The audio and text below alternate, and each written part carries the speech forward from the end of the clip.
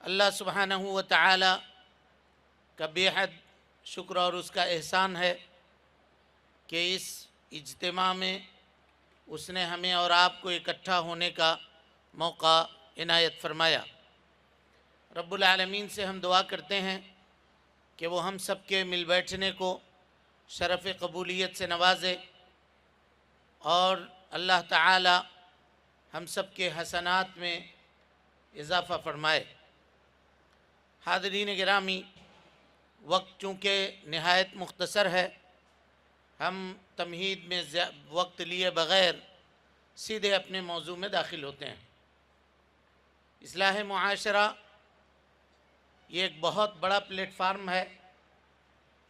معاشرے کے اندر جو خرابیاں پیدا ہوتی ہیں اور جو برائیاں پنپتی ہیں، ان برائیوں کو ختم کرنا، ان کی اصلاح کرنا، امت کی توجیہ اور اس کی ارشاد کرنا، صحیح ٹریک اور صحیح راستے کے اوپر اس کو لگانا اور فتنوں کو روکنا، فتنوں کو دور کرنا، یہ اصلاح معاشرہ کہا جاتا ہے۔ جب بھی کبھی کسی بھی زمانے میں کوئی بھی فتنہ اگر برپا ہوا تو اس کے قلع کما کے لیے یہ جماعت اور یہ جمیعت ہمیشہ تیار رہی۔ اس بات کو جاننے اور سمجھنے کے لیے ہمیں تاریخ کا مطالعہ کرنا چاہیے اور تاریخ کے صفحات میں جو باتیں ثبت ہیں، جو لکھی گئی ہیں، اس کو سمجھنے کی کوشش کرنی چاہیے۔ سب سے پہلے یہ جانیے کہ ہندوستان میں اس جماعت کا وجود کب سے ہے اور کب سے ہم یہاں رہتے اور بستے ہیں۔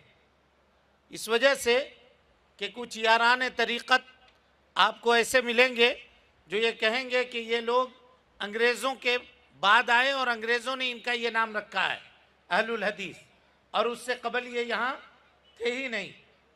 تو آپ کو میں بتلا دوں کہ اللہ کے نبی صلی اللہ علیہ وسلم کے وفات کے تقریباً 4 سال کے بعد 15 ہجری میں 15 صحابہ کرام رضوان اللہ علیہم اجمعین کی ایک جماعت ہندوستان پہنچ چکی تھی تجارت کے غرض سے۔ بمبئی میں وہ تھانے کا جو علاقہ تھا وہاں یہ لوگ آئے، کیرل میں آئے، اور کیرل سے لے کر کے کچھ اور بھوج کا، گجرات کا جو پورا علاقہ ہے، جو ساحل سمندر کا علاقہ ہے، ظاہر ہے سمندر کے راستے سے سفر اس زمانے میں ہوا کرتا تھا، تو لوگ صحابہ کرام رضوان اللہ علیہم اجمعین وہاں تشریف لائے اور انہوں نے بہترین نقوش چھوڑے۔ اپنے تجارت کے اصول کے ذریعے سے، کاروبار کے انداز کے ذریعے سے، اپنے اخلاق کے ذریعے سے لوگوں کو متاثر کیا اور لوگ جوخ در جوخ اسلام کے اندر داخل ہوتے چلے گئے۔ اس کے بعد تابعین اعظام کا زمانہ آیا تو تابعین میں تقریباً 52 تابعین کا تذکرہ ملتا ہے کہ وہ ہندوستان آئے اور یہاں آنے کے بعد انہوں نے دعوت و تبلیغ کا فریضہ انجام دیا، تجارت بھی کیا کرتے تھے، روزی روٹی بھی کماتے تھے اور ساتھ میں یہ معاملہ بھی وہ کیا کرتے تھے۔ لوگ کہتے ہیں کہ اسلام ہندوستان کے اندر صوفیوں کے ذریعے سے آیا۔ ٹھیک ہے، یہ بات درست ہے، لیکن کب آیا؟ محمد بن قاسم کے بعد، کیونکہ جس کو آپ سلطان الہند کہتے ہیں، خواجہ اجمیری، یہ تو 500 سال کے بعد کے ہیں۔ اس سے پہلے کیا اسلام ہندوستان میں موجود تھا یا نہیں تھا؟ جیسا کہ ہم نے ابھی آپ کے سامنے بیان کیا کہ نبی صلی اللہ علیہ وسلم کے وفات کے 4 سال کے بعد 15 ہجری میں مسلمان ہندوستان کی دھرتی اور سرزمین کے اوپر صحابہ کرام رضوان اللہ علیہم اجمعین تشریف لا چکے تھے اور یہاں آ چکے تھے۔ میرے بھائیوں، صوفیوں کے ذریعے سے جو دین آیا، جس کو وہ لے کر کے آئے، اس میں طرح طرح کی ملاوٹیں تھیں، اور اگر اس کو آپ کو دیکھنا ہو تو اس زمانے کے جو بادشاہوں کا دین تھا اس کو آپ خوب اچھی طرح سے جان سکتے ہیں۔ بادشاہ گیروا لباس پہنا کرتا تھا، کڑے پہنتا تھا، مہنت اور پنڈتوں کو رکھ کر کے پوجا کروایا کرتا تھا، مولوی بھی اس کے بغل میں کھڑے ہو کر کے نصر من اللہ وفتح قریب قرآن مجید کی آیت تلاوت کرتا اور سامنے کھڑا پنڈت اپنے منتر گنگناتا تھا، آرتی کی تھالیاں اتاری جاتی تھی. اور ایک زمانہ آیا جب اکبر نے دین کی پوری شکل ہی بھی بگاڑ ڈالی اور بدل ڈالی، اور دین الہی کے نام سے ایک نیا دین متعارف کروایا. ایسے اس وقت میں ہندوستان کی اس سرزمین میں اکبر کے اس دین کا مقابلہ کرنا، یہ اس فریضے کو جس نے انجام دیا وہ اہل حدیثوں کی جماعت تھی. تقلید کے دبیس چادر کے اندر کتاب و سنت کی روشنی مدھم پڑ گئی تھی. اپنے آباء و اجداد کی تقلید روک کرنا فخر سمجھتے تھے اور اسی کو دین سمجھتے تھے. حالات یہاں تک پہنچ چکی تھی، آپ غور کیجئے گا. شاہ ولی اللہ محدث دہلوی رحمت اللہ علیہ جب گئے مکہ اور وہاں علماء سے انہوں نے علم حاصل کر کے ہندوستان جب تشریف لائے تو دین کے اوپر یہ علماء اس زمانے کے مہنت اور پنڈت کس طرح بنے ہوئے تھے کہ جب فارسی میں قرآن مجید کا ترجمہ کروانا چاہا تو اس زمانے کے علماء نے شاہ ولی اللہ محدث دہلوی رحمت اللہ علیہ کے اوپر کفر کا فتویٰ لگایا اور کہا کہ یہ آدمی کافر ہو گیا ہے، قرآن مجید کا یہ ترجمہ کرانا چاہتا ہے جبکہ قرآن مجید کا ترجمہ کرنا جائز نہیں ہے. عمل بالحدیث کا بگل اس زمانے میں جس نے بجایا وہ شاہ ولی اللہ محدث دہلوی رحمت اللہ علیہ تھے، لیکن وہ کھل کر کے سامنے نہ آئے. ایک واقعہ تاریخ میں بیان کیا جاتا ہے کہ علامہ فاخر زائر حیدرآبادی الہ آبادی، علامہ فاخر زائر الہ آبادی رحمہ اللہ ایک مرتبہ دلی کے کسی مسجد میں گئے اور انہوں نے زور سے آمین کہہ دی. مسجد میں نماز پڑھ رہے تھے، زور سے آمین کہہ دی. مصلی نماز کے بعد ان کو گھیر لیتے ہیں اور کہا کہ آپ نے آمین بالجہر کیوں کی؟ کہا حدیث ہے یہ. کہا ہم کو حدیث سے کوئی مطلب نہیں ہے، امام کا قول دکھاؤ. ہمارے امام کے نزدیک یہ ممنوع ہے، تم نے کیوں آمین کہی؟ تو کہا کہ بھائی سنو حدیث ہے اس سلسلے میں. بہرحال انہوں نے یہ کہا کہ چلو ٹھیک ہے، دلی میں جو تمہارے سب سے بڑے عالم ہیں چلو ہم کو لے چلو ان کے پاس. شاہ ولی اللہ اس وقت سب سے بڑے عالم تھے. لے کر کے گئے لوگ شاہ ولی اللہ محدث دہلوی کے سامنے. تو شاہ ولی اللہ محدث دہلوی نے اس وقت یہ کہا کہ ہاں حدیث میں یہ بھی موجود ہے کہ آمین زور سے کہہ کر کے نماز ادا کی جا سکتی ہے. تو فاخر زائر الہ آبادی نے اس وقت کہا تھا کہ مولانا آپ نے یہ کہہ تو دیا لیکن آپ کب کھل کر کے آئیں گے؟ آپ سامنے کب آئیں گے؟ سب باتوں کو آپ سمجھ رہے ہیں لیکن آپ ویسے ہی ہیں. کہا کہ سنو میاں، اگر میں کھل کر کے آ جاتا تو تم کو آج ان کے چنگل سے کون بچاتا؟ کون بچاتا تم کو؟ لیکن اب ان کے پوتے جب آئے شاہ اسماعیل شہید رحمہ اللہ تو انہوں نے کھل کر کے معاملے کو عام کرنا شروع کیا. تحریک شہیدین اور اس جیسے جو معاملات ہوئے تاریخ اس بات کے اوپر شاہد عدل ہیں. انہوں نے کتاب لکھی تقویت الایمان، آپ اس کتاب کو اٹھا کر کے دیکھ لیجئے. اس زمانے میں جتنی طرح کی بدعتیں پائی جاتی تھیں معاشرے اور سماج کے اندر، ان بدعتوں کا قلع کما کرنے کی کوشش علامہ نے شاہ اسماعیل شہید نے اپنی اس کتاب کے اندر کی ہے. اور دیکھیے وہ صرف گفتار کے دھنی نہیں تھے، بولتے نہیں تھے، جو کچھ بولتے تھے اس کو اپنی عملی میدان کے اندر نافذ کرنے کی بھی کوشش کرتے تھے. اس زمانے میں بیواؤں کو بہت منحوس سمجھا جاتا تھا، آج بھی سمجھا جاتا ہے، اور اس کا تعلق جو ہے نا مال اور پیسے سے بھی ہے. اگر کوئی بیوہ ہے خاتون اور مالدار ہے تو لوگ اس سے ملاقات کے لیے اٹیچی میں پیسہ بھر کر کے اس کے دروازے پہ کھڑے ہوتے ہیں ملاقات کرنے کے لیے، کیونکہ وہ مالدار ہے، نیتا ہے تو ملتے ہیں. لیکن اگر وہی بیوہ غریب ہے، برتن مانج کر کے دھو کر کے اپنا گزارا کرتی ہے تو لوگ کہتے ہیں کہ یہ منحوس ہے. راستے سے اگر نکل رہے ہیں نگاہ اس پر پڑ گئی تو ہمارا کام نہیں بنے گا، ہے کہ نہیں؟ یہ نظریہ ہے نا لوگوں کے درمیان. شاہ اسماعیل شہید رحمت اللہ علیہ نے تحریک نکاح بیوگان یہ شروع کیا اور کہا کہ وہ جو بیوہ ہو گئی ہیں خواتین ان کا دوبارہ نکاح کیا جائے.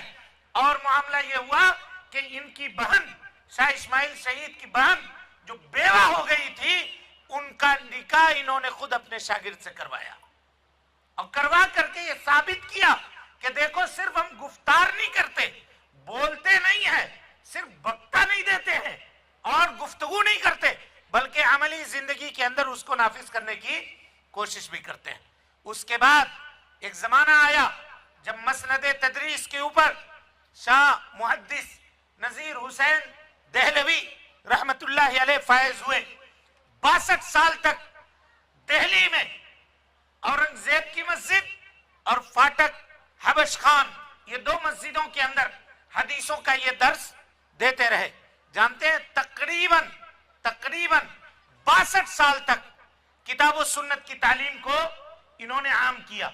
اور یہ وہ زمانہ تھا جب سعودی عرب سے، عراق سے اور اس طرح سے کوفہ سے اور بصرہ سے، مصر سے، جزائر سے، تونس سے طلبہ ہندوستان آتے تھے اور علم حدیث کا درس لیا کرتے تھے۔ شاہ صاحب نے یا محدث سید محدث نذیر حسین دہلوی رحمت اللہ علیہ نے عمل بالحدیث کا جو کارواں آگے بڑھایا تھا، شاگردوں کی ایک بڑی تعداد انہوں نے تیار کر دی جو ملک کے کونے کونے میں کہیے بلکہ دنیا کے کونے کونے میں پھیل گئے اور علم حدیث کو پھیلانا انہوں نے عام کیا۔ انہوں نے 3 شاگرد ایسے پیدا کیے جن کو تاریخ ہمیشہ یاد رکھے گی اور اصلاح معاشرہ کے حوالے سے ان کا نام بڑے نمایاں انداز میں چمکے گا۔ 3 میں ایک علامہ عبد الرحمن مبارک پوری رحمت اللہ علیہ، جنہوں نے سنن ترمذی کی شرح لکھی۔ آپ ہندوستان میں یا سعودی عرب میں، دنیا کے کسی کونے میں اب چلے جائیے اور کہیے کہ ہم کو سنن ترمذی کی شرح چاہیے، سنن ترمذی کی شرح دو، تو آنکھ بند کر کے وہ دکاندار آپ کو تحفۃ الاحوزی دے گا۔ اور یہ تحفۃ الاحوزی جانتے ہیں عربی زبان میں لکھی ہوئی کتاب ہے، اور اس کا لکھنے والا کوئی عربی داں نہیں تھا بلکہ اسی ہندوستان میں مولانا عبد الرحمن مبارک پوری رحمت اللہ علیہ جو سید محدث میاں نذیر حسین دہلوی رحمت اللہ علیہ کے شاگرد تھے۔ دوسرے شاگرد علامہ شمس الحق عظیم آبادی رحمہ اللہ، جنہوں نے حدیث کی بڑی کتاب سنن ابی داؤد کی شرح لکھی، عون المعبود بشرح سنن ابی داؤد۔ آپ کسی بھی دنیا کے کسی کونے میں چلے جائیے، کہیے کہ ابو داؤد کا سب سے بہترین شرح، ابو داؤد کی سب سے بہترین شرح ہمیں دو، تو وہ آپ کو عون المعبود نکال کر کے دے گا، جس کے لکھنے والے کون ہیں؟ اسی ہندوستان کے ایک عالم دین ہیں جنہیں دنیا علامہ شمس الحق عظیم آبادی کے نام سے جانتی ہے۔ اور تیسرے شاگرد جو ان کے پیدا ہوئے وہ علامہ ثناء اللہ امرتسری رحمت اللہ علیہ ہوئے۔ کون نہیں جانتا علامہ ثناء اللہ امرتسری رحمت اللہ علیہ کو، مناظر اسلام کو، کہ انہوں نے ایک طرف آریہ سماج کا مقابلہ کیا، انگریز ادھر مسلمانوں کے اوپر عرصہ حیات تنگ کیا جا رہا تھا کہ لوگوں کے گھروں پہ چھاپے پڑتے تھے اور لوگوں کو پکڑ پکڑ کر کے مسلمانوں کو جیل کے سلاخوں کے پیچھے ڈالا جاتا تھا، یہ حالت تھی۔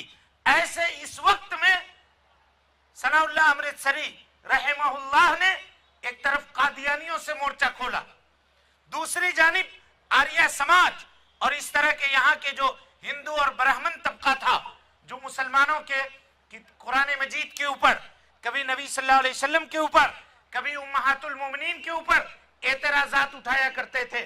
کبھی کتاب انہوں نے لکھی سیتا رتھ پرکاش، اس کے جواب میں علامہ ثناء اللہ امرتسری رحمت اللہ علیہ نے حق پرکاش کتاب لکھ کر کے جواب دیا۔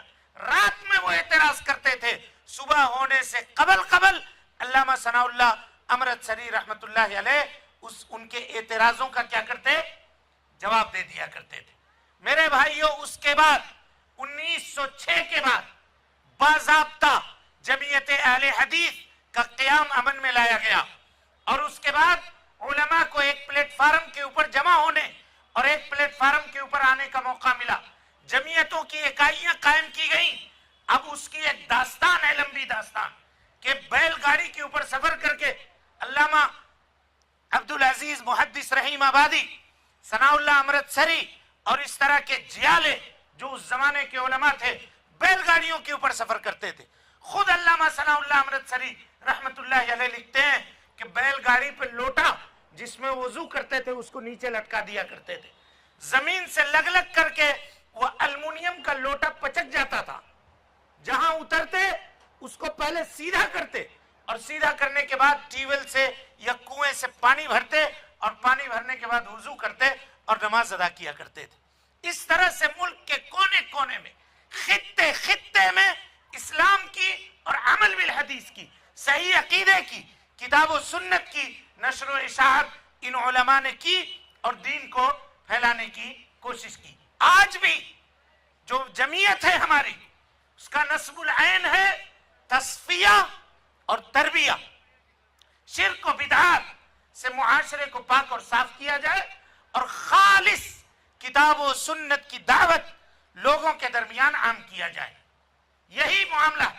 اور قال اللہ اور قال الرسول لوگوں کے سامنے واضح کیا جائے اور تقلید کے دلدل سے اور اس کے علاوہ آباء و اجداد کے رسم و رواج سے، خرافات سے، بدعات سے لوگوں کو پاک و صاف کیا جائے، کیونکہ یہ واحد ایک جماعت ہے جو توحید کے اوپر گامزن اور قائم ہے، ورنہ اس کے علاوہ آپ جماعتوں کو دیکھ لیجئے، کسی نہ کسی شکل میں شرک ان کے پاس موجود ہے۔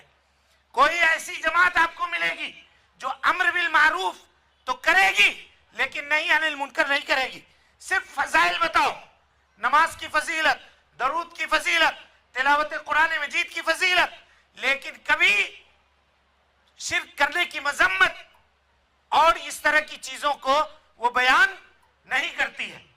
اہل الحدیث وہ پہلی جماعت ہے جس نے امر بالمعروف اور نہی عن المنکر دونوں کو ایک ساتھ بیان کیا اور دونوں کو ایک ساتھ رکھنے کی کوشش کی۔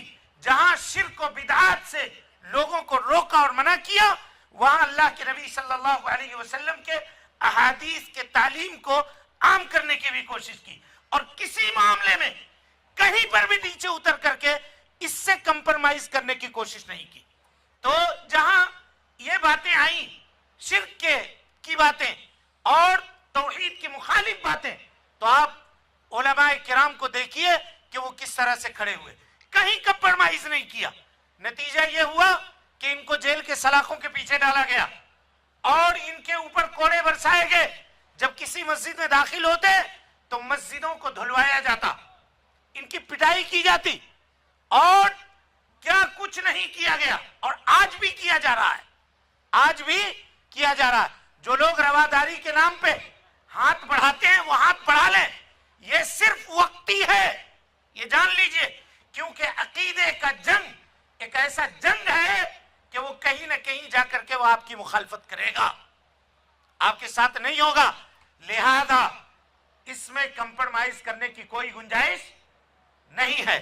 توحید کو عام کیا، اس کے بعد آج یہ لوگ کہتے ہیں کہ دشمنان اسلام کے اعتراضات کا جواب انہوں نے دیا، تو آپ یہ بتائیے کہ ان کا وجود یہاں کب سے ہے؟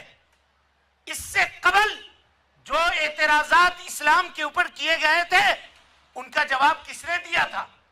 کہا کہ ہم نے اس کی حفاظت کی ہے، ہم نے اس کو سنبھالا ہے۔ ابھی چند دنوں قبل ایک مناظرہ ہوا، پوڈ کاسٹ ہوا ایک ملحد کے ساتھ، تو کہا گیا کہ ہر زمانے میں ہمارے لوگ بھی یہ کہتے نظر آئے، جن کو آپ اہل الحدیث کہتے ہیں، کہ اہل حدیث علماء ان کو فرصت نہیں ہے آپس میں لڑنے بھیڑنے سے، اس کو بدعتی قرار دینا، اس کو فلاں قرار دینا، اس سے فرصت نہیں ہے۔ چاہیے یہ تھا کہ ہم ان سے مناظرہ کرتے، چاہیے یہ تھا کہ ہم ان کے سامنے احقاق حق کرتے۔ احقاق حق ان کے سامنے کیا جاتا ہے، یہ الگ بات ہے کہ وہ چیزیں آپ کو نظر نہیں آتی ہیں۔ آپ غور کیجئے گا، جب داعش کا یہ فتنہ اٹھا، ہندوستان کے بڑے بڑے چوغادری جو اونچی اونچی ٹوپیاں لگا کر کے اور شیروانی پہن کر کے اپنے آپ کو خاندانی اور اپنے آپ کو فلاں اور فلاں کہتے ہیں اور بڑے علامہ تصور کیے جاتے ہیں، انہوں نے خط لکھا باضابطہ، تائید کا خط۔ جمعیت اہل حدیث یہ پہلی پلیٹ فارم تھی جس نے آل انڈیا لیول پہ علماء کرام کو اکٹھا کیا اور ان کے دہشت گرد ہونے کا فتویٰ جاری کیا۔ سب سے پہلے یہی وہ جماعت تھی۔ اس لیے میرے بھائیوں کتاب و سنت کی فہم کے ذریعے سے اللہ سبحانہ و تعالی بصیرت اور فراست عطا کرتا ہے جو اہل تقلید کو حاصل نہیں ہوتا. جو کتاب و سنت پہ عمل کرنے والے نہیں ہوتے ان کو یہ چیزیں حاصل نہیں ہوتی ہیں. اس کی ایک مثال میں آپ کے سامنے رکھتا ہوں.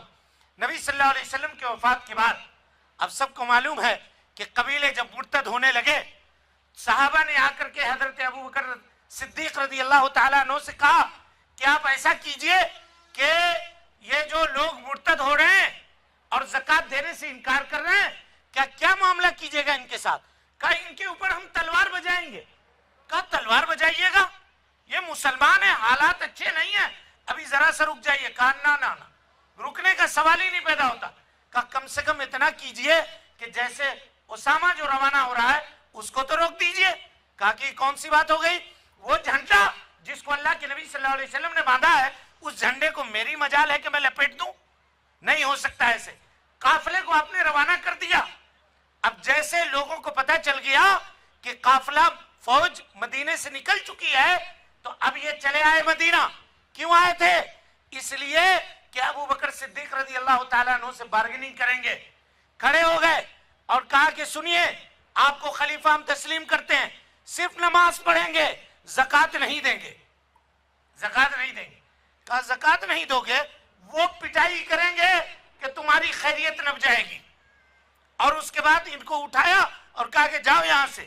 جب وہ چلے گئے تو کہا کہ عمر ابن خطاب، اے عبداللہ ابن مسعود، اے سعد ابن ابی وقاص، مدینے کے دیواروں کے اوپر یا دروازوں کے اوپر تلواریں لے کر کے پہرا دو، کیونکہ اب میں جان چکا ہوں کہ مدینے میں حملہ ہونے والا ہے، حملہ ہوگا. یہ لوگ جہاں مجھ سے بارگننگ کرنے کے لیے آئے تھے وہ یہ پتہ لگانے کے لیے بھی آئے تھے کہ مدینے میں کتنے فوج موجود ہیں اور مدینے کی دفاع کی جا سکتی ہے نہیں کی جا سکتی ہے. تم کھڑے ہو جاؤ مدینے کے دروازے کے اوپر. یہ مومنانہ بصیرت ہوتی ہے میرے بھائیوں، یہ فراست ہوتی ہے جو کتاب و سنت کے اوپر عمل کرنے کے نتیجے میں اللہ سبحانہ و تعالی اہل علم کو اور کتاب و سنت کے اوپر عمل کرنے والے لوگوں کو دیتا ہے. چنانچہ ان تمام فتنوں کا قلع کما کیا گیا. اس کے بعد آپ دیکھ لیجئے شکیل بن حنیف کا فتنہ آیا جس میں بہت سارے نوجوان یہاں سے لے کر وہاں تک گرفتار ہوئے. ان کی تردید میں علماء اہل حدیث شمشیر برہ ثابت ہوئے اور انہوں نے اس کا مقابلہ کیا، اس کا دفاع کیا اور علماء کی اور عوام کی توجیہ پیش کی. کافی اصولوں کے ذریعے سے اور شافی معاملات کے ذریعے سے لوگوں کے سامنے اس کے فتنے کو واضح کیا اور ان سے روکنے کی کوشش کی. اور آج بھی آپ جان لیجئے گا لوگ جمعیت کا شکریہ ادا کرتے ہیں، کہتے ہیں کہ اس زمانے میں جس وقت ان لوگوں نے اسکایا تھا اور کہا تھا کہ فلاں ایسا ہے فلاں ایسا ہے، یہاں چلے جاؤ اور وہاں چلے جاؤ اور وہاں چلے جاؤ، جب یہ لوگ کہہ رہے تھے کہا کہ بہت اچھا کیا کہ آپ لوگوں نے ان کے دہشت گرد ہونے کا فتویٰ دیا تاکہ یہ معاملہ ہم آج رک سکے، ورنہ آج ہم بھی کسی کال کوٹری کے پیچھے یا جیل کے سلاخوں کے پیچھے ہوا کرتے تھے. یہ اس جمعیت کا کردار ہے جو اس نے اس ملک کے اوپر احسان کیا ہے. میرے بھائیوں آپ آ کر کے دیکھ لیجئے، لوگ آج کہتے ہیں کہ جہیز کے روک تھام نے ہم نے کردار ادا کیا ہے. جہیز کے روک تھام میں جمعیت اہل حدیث نے جو کردار ادا کیا ہے ہندوستان میں اس کی مثالیں نہیں ملے گی. یہ الگ بات ہے کہ کام ہم کرتے ہیں، تام جھام نہیں کرتے. تام جھام وہ کرتے ہیں اور کام کیا نہیں اور اس کا پہلے سے اس کی اشتہار اور اس کی تشہیر کر کے لوگوں کے درمیان پھیلاتے اور پیش کرتے ہیں اور کہتے ہیں کہ یہ کام ہم نے کیا ہے. اس کے علاوہ جہاں کہیں بھی جو کوئی بدعت ہو یا خرافات ہو، شرک ہو، ان تمام کے مقابلے کے لیے جمعیت نے باضابطہ اپنا کردار ادا کیا ہے. اور ہر وقت میں جہاں جس کی ضرورت پڑتی ہے، قومی سطح کے اوپر، ملکی سطح کے اوپر یا بین الاقوامی سطح کے اوپر، تو جمعیت کے پلیٹ فارم سے باضابطہ اس کے سلسلے میں توجیہ، ارشاد اور رہنمائی کے کلمات جاری ہوتے ہیں. چنانچہ میرے بھائیوں یہ وہ منہج ہے جس منہج کو اپنایا جائے، جس کے مطابق اپنی زندگی گزاری جائے، کیونکہ اسی میں ہمارے لیے دنیا میں بھی بھلائی ہے اور آخرت میں بھی بھلائی ہے. یہی چند باتیں تھیں جو اختصار کے ساتھ ہم آپ کے سامنے رکھ سکے. رب العالمین سے دعا ہے کہ وہ ہم سب کو حسن عمل کی توفیق دے، ہم سب کی اصلاح فرمائے، نیکیوں کو شرف قبولیت سے نوازے، سیئات سے درگزر فرمائے، جب تک زندہ رکھے، دین اسلام پہ زندہ رکھے، اور جب اٹھائے ایمان پہ اٹھائے. آمین. اقول قولی هذا واستغفر الله لي ولكم ولسائر المسلمين من كل ذنب وخطيئة فاستغفروه إنه كان للأوابين غفورا. والسلام عليكم ورحمة الله وبركاته.